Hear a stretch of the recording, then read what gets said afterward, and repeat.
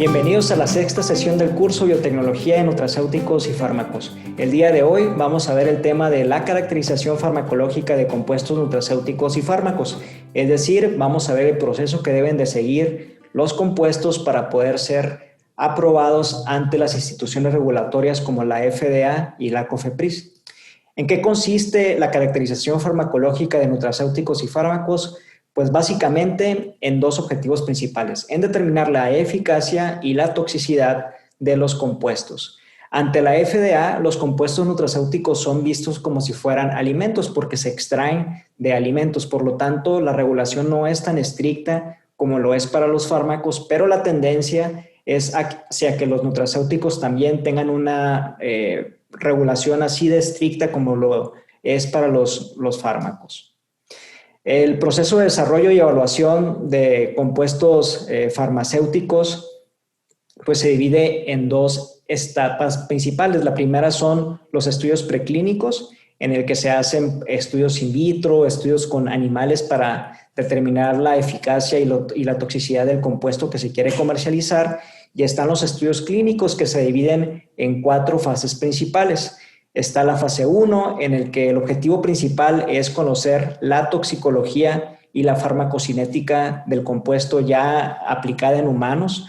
La fase 2, que es ya para determinar la eficacia, al igual que la etapa 3 o la fase 3. Y la fase 4 se conoce como farmacovigilancia. Una vez que un fármaco ya pasa por la fase 1, 2 y 3 y es aprobado para su comercialización, hay una etapa 4 o una fase 4 que se conoce como farmacovigilancia, en la que de forma constante se están monitoreando los posibles efectos secundarios que pueda tener la droga que ya fue aprobada. ¿En qué consisten las pruebas preclínicas? Pues básicamente se hacen pruebas moleculares. Por ejemplo, se determinan el mecanismo de acción del compuesto que se quiere comercializar utilizando células, líneas celulares, evaluando cómo se liga ese compuesto a algún receptor en específico, cómo puede inhibir algún enzima en particular. Se hacen cultivos también in vitro para determinar el potencial de un compuesto para eliminar, por ejemplo, células cancerígenas. También se aísla tejido y se ve el efecto de ese compuesto sobre un tejido en particular. Y se utilizan pues animales, es lo principal que se utiliza para determinar la eficacia y la toxicidad de los estudios preclínicos. Animales que ya tienen una condición en particular que se quiere evaluar. Por ejemplo, están los ratones con knockout en el geno B que vimos en las primeras sesiones, que esos se utilizan para determinar el efecto de algún compuesto sobre síndrome metabólico. Por ejemplo, que un ratón con knockout en el geno B lo que va a hacer es desarrollar obesidad y síndrome metabólico, ¿no? Entonces se hacen pruebas preclínicas con animales y con líneas celulares y también con algunos kits en específico, kits ensayos, bioensayos, que nos permitan determinar cómo se unen esos compuestos en particular al receptor para poder elucidar el mecanismo de acción del compuesto previo a llegar a las pruebas ya clínicas con humanos. Entonces, el objetivo de los estudios preclínicos es determinar la farmacología y la toxicidad del compuesto en animales principalmente, y también se utilizan células in vitro. Se realizan estudios farmacológicos, estudios de toxicidad aguda. El objetivo principal de las pruebas de toxicidad aguda es determinar la dosis letal media, el LD50, es decir, la dosis necesaria del compuesto para matar a la mitad de la población de animales en experimentación. Se hacen estudios de toxicidad crónica, que aquí lo que se hace es dar una determinada concentración del compuesto de forma crónica durante un periodo largo de tiempo al animal y se ven los efectos que pueda tener ese compuesto sobre el animal. Esos efectos son irreversibles. Puede ser que le genere algún tipo de daño, algún tipo de cáncer, etcétera. Esos daños ya son irreversibles en el animal, entonces pues obviamente se descartaría en caso de tener un efecto crónico muy severo en el animal el compuesto que queramos evaluar. Y los estudios de toxicidad crónica aguda son un periodo muy corto y ahí los efectos que puedan tener el animal son efectos que son reversibles. Se hacen estudios de reproducción, estudios de mutagenicidad, en donde se pueden utilizar líneas celulares también. y estudios de farmacocinética para determinar la absorción, distribución, metabolismo y excreción de los compuestos que se están evaluando. Ahora, los estudios clínicos, como les comenté, se dividen en 4 fases. El objetivo principal de estos estudios clínicos es validar que la droga es eficaz y segura para el humano antes de que se comercialice. Es muy importante que sepamos distinguir muy bien. Cuando hablamos de estudios clínicos, estamos hablando de pruebas con humanos. Cuando hablamos de pruebas preclínicas, estamos hablando de pruebas con células in vitro o bien estudios in vivo, pero con animales. Es muy importante que sepamos diferenciar. Es un error muy común el que pues muchas personas hablan de estudios clínicos cuando se está hablando de estudios con animales, estudios con ratones.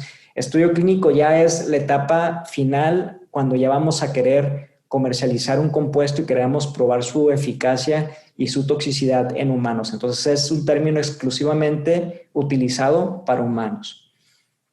Antes de iniciar estos estudios clínicos, obviamente, como se va a estar trabajando con humanos, pues es muy importante determinar su eficacia y su seguridad para los pacientes utilizando las pruebas in vitro e in vivo con animales. Es bien importante estar conscientes que los sujetos de estudio son humanos, entonces la ética y la moral son primordiales a considerar antes de iniciar un estudio clínico. Tiene que haber un comité de revisión institucional del protocolo que se va a seguir, que evalúe que pues es factible el proyecto, que debe revisar el estudio clínico propuesto, asegurar que la investigación propuesta sea conducida con un procedimiento apropiado, que el estudio se realice de acuerdo a las regulaciones institucionales, locales, estatales y federales. No debe estar compuesta por individuos que tengan conflicto de interés con el estudio clínico a realizarse. Por ejemplo, compañías farmacéuticas no deben estar involucradas en estos comités de revisión institucional y debe ser multidisciplinario, compuesto por 5 o más miembros de la institución y por lo menos una persona externa. Aquí en el caso de la COFEPRIS, piden el comité de investigación, que sería este comité de revisión institucional, más 3 comités de ética que deben de aprobar el protocolo antes de que sea aprobado por la COFEPRIS. Entonces, cuando se envíe el paquete ya de aprobación ante la COFEPRIS, ya debe llevar la aprobación de 4 comités, el comité de investigación institucional y 3 comités de ética.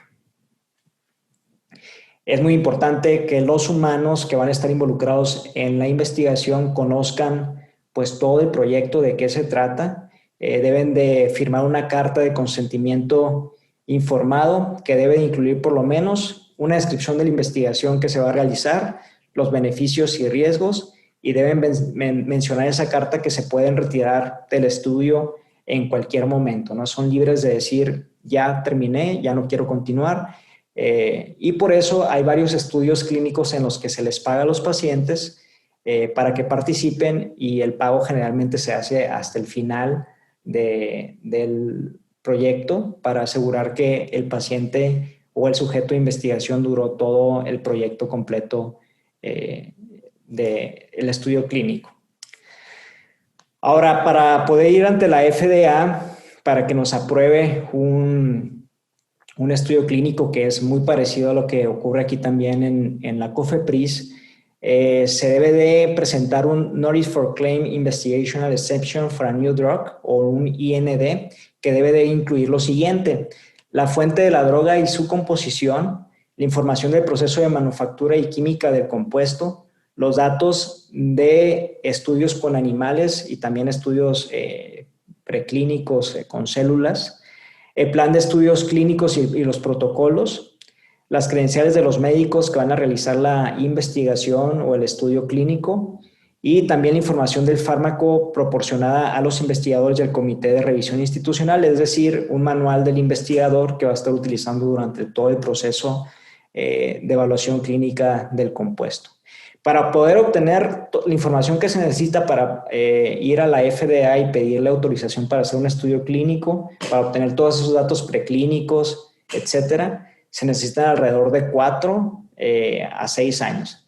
Entonces, imagínense ahorita el reto en el que nos estamos enfrentando para poder obtener la aprobación de una vacuna contra el COVID. Obviamente estos procesos se han tenido que acelerar y lo que se hace en 5 o 6 años lo estamos teniendo que acelerar o se está teniendo que acelerar el mundo científico para poder desarrollarlo en 6 meses aproximadamente. Que ya hay varias vacunas que están en la fase 3. Ahorita vamos a ver las diferentes fases de los estudios clínicos, pero ya hay varias vacunas para la prevención de COVID que ya están en fase 3. Los estudios clínicos fase 1 pues tienen el objetivo principal de determinar la toxicidad del compuesto. En este caso se involucran entre 20 y 70 humanos que son saludables. O sea, no deben de tener la enfermedad que se quiere tratar, solamente son saludables, excepto para drogas que sean muy tóxicas, por ejemplo, drogas antineoplásicas que son muy, muy tóxicas. Aquí se deben involucrar ya pacientes con la enfermedad para el caso de los estudios clínicos fase 1. Y el objetivo de estos estudios fase 1 son determinar la máxima dosis tolerada en con la mínima toxicidad. Y es la dosis que se va a utilizar posteriormente para los estudios clínicos fase 2 y fase 3 y fase 4. No son ensayos ciegos, es decir, todos saben qué es lo que se les está dando, tanto el investigador como el paciente saben que se les está proporcionando tal o cual compuesto que va a tener tal o cual beneficio, aunque en este caso, en la mayoría de los casos van a ser pacientes sanos. Los estudios clínicos fase 2, aquí se involucran alrededor de 36 a 300 humanos con la enfermedad, y aquí sí el objetivo es estudiar la eficacia de la droga en investigación. Son estudios ciegos simples, hay un control que va a ser el placebo y va a haber un control positivo también que va a ser un fármaco que sabemos que sí funciona para tal o cual propósito. Y en este caso el investigador sabe el tratamiento que se le está aplicando a cada uno de los sujetos de investigación. Saben quién tiene el placebo, quién tiene el control positivo y quién tiene el producto que se está evaluando. En los estudios clínicos fase 3, aquí se prueban alrededor de 300 a 3,000 pacientes ya con el fármaco para saber la eficacia, que es en donde se encuentran ahorita la mayoría de las vacunas que se están evaluando contra COVID, están en la fase 3. Bueno, las principales, la vacuna de Rusia, la alemana, ya están en la fase 3. Y aquí son estudios doble ciego, ni el investigador ni el paciente saben qué es lo que se les está dando, solamente la agencia encargada de realizar estudios clínicos es la que sabe quién está tomando el fármaco en evaluación. Ya si los datos de sanidad y eficacia son satisfactorios, se envía la aplicación para la nueva droga a la FDA y ahí ya la FDA determina si sí o si no pasa y si se puede empezar ya con la fase 4, que sería la etapa de farmacovigilancia, en donde ya se da de forma masiva el fármaco, ¿no? En este son de 300 a 3,000 pacientes. Y en la fase 4 ya es la aprobación del fármaco y es una farmacovigilancia constante para poder determinar si hay toxicidades no observadas en las fases previas. Ahora lo que vamos a hacer, vamos a ver un video sobre los 5 aspectos claves que debemos de conocer que considera la FDA para la aprobación de una nueva droga para su comercialización. Safe and effective drugs are essential to caring for your patients. So here are 5 things to know about how FDA approves a drug for use. It starts when a drug is investigated and screened. Generally, new drugs are tested on animals before people. Additionally, in some cases, multiple species are used to gather information on the safety of the compound being investigated.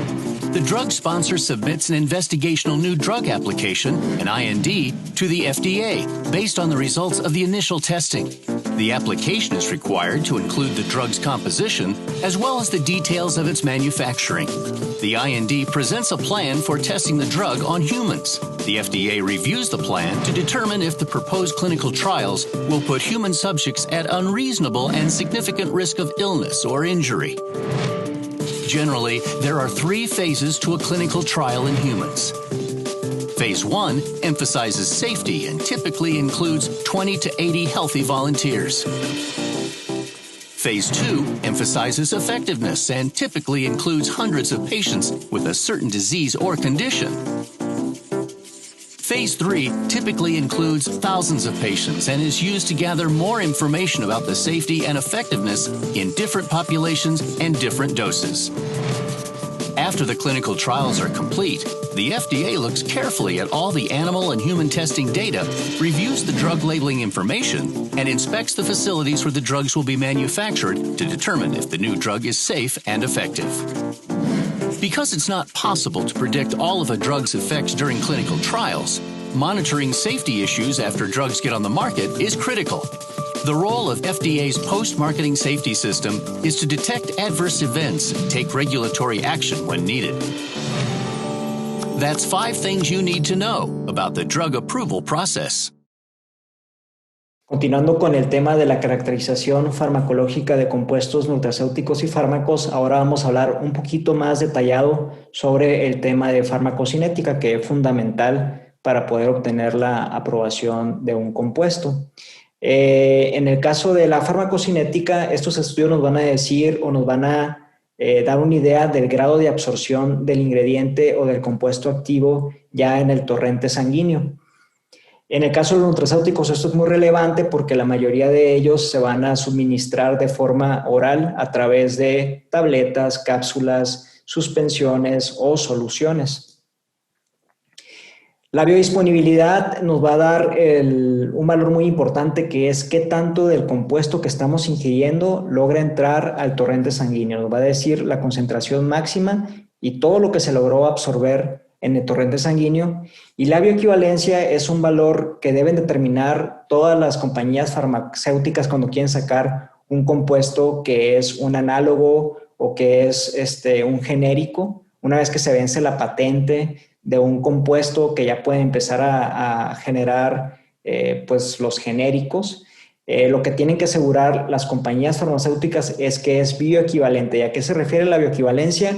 Que son iguales en cuanto a la farmacocinética. ¿En qué va a variar un fármaco y otro? En la formulación, pero el compuesto activo va a ser el mismo. Entonces, si tenemos el fármaco original, tenemos un nuevo fármaco que sería el genérico, que va a tener una formulación distinta en cuanto a los excipientes, es decir, los demás compuestos que componen a la tableta, que no es el compuesto activo. El compuesto activo tiene que ser el mismo. Esos excipientes o esa diferencia en la formulación entre el fármaco original y el genérico es lo que va a hacer que puedan tener farmacocinéticas distintas.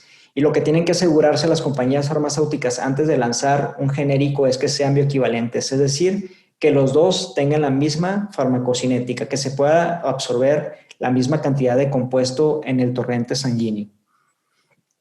De los estudios de farmacocinética, los parámetros más importantes que se obtienen pues es una curva de farmacocinética que ahorita vamos a ver en la siguiente diapositiva, de donde se obtienen los valores de Tmax, Cmax y AUC. AUC es el área bajo la curva y es decir, representa toda la concentración de compuesto que se logró absorber en el torrente sanguíneo. Algunas veces no es posible hacer pruebas de farmacocinética, se hacen pruebas de farmacodinámica para saber si el compuesto está siendo absorbido. Y en las pruebas de farmacodinámica lo que se evalúa pues, es el efecto ya del fármaco en el humano. La farmacocinética es lo que el cuerpo le hace al fármaco y la farmacodinámica es lo que el fármaco le hace al cuerpo, es decir, el efecto que está generando, ya sea un efecto antiinflamatorio, a lo mejor que se disminuyó la presión, o que se eliminó algún tipo de dolor, etc. Estas son las curvas de farmacocinética típica que se obtienen, como se puede ver aquí en esta diapositiva. De esta figura es donde se obtienen todos los parámetros de farmacocinética que después tienen que ser iguales cuando se quiere tener un fármaco que sea bioequivalente. Está la Tmax, que es el tiempo en el que se alcanza la concentración máxima del compuesto. En este caso sería entre 2 y 3 horas. Esta sería la Tmax. Esta grafiquita verde es cómo se va absorbiendo el fármaco a través del tiempo en el producto comparado con un placebo que pues no tiene el compuesto activo. Entonces, cómo se va absorbiendo y la Tmax es el tiempo en el que se alcanza la concentración máxima. La Cmax es la concentración máxima, que sería en este caso aquí. Y el área bajo la curva es la biodisponibilidad, es decir, todo lo que se logró absorber del fármaco en cuestión. Y una forma en que, como les comento, cuando se va a sacar un genérico no es necesario pasar por todas las pruebas clínicas de nuevo, solamente se tiene que determinar si son bioequivalentes. Y una forma en que se puede determinar bioequivalencia es a través de estos ensayos de desintegración de comprimidos. Se asemeja para el caso de las tabletas, se hace un bioensayo en el que se simula la digestión en la boca y se determina si el fármaco se puede disolver o la nueva formulación se puede disolver de forma similar comparado con el original. Y bueno, con esto terminamos de introducir los conceptos básicos del tema de la caracterización farmacológica de compuestos nutracéuticos y fármacos.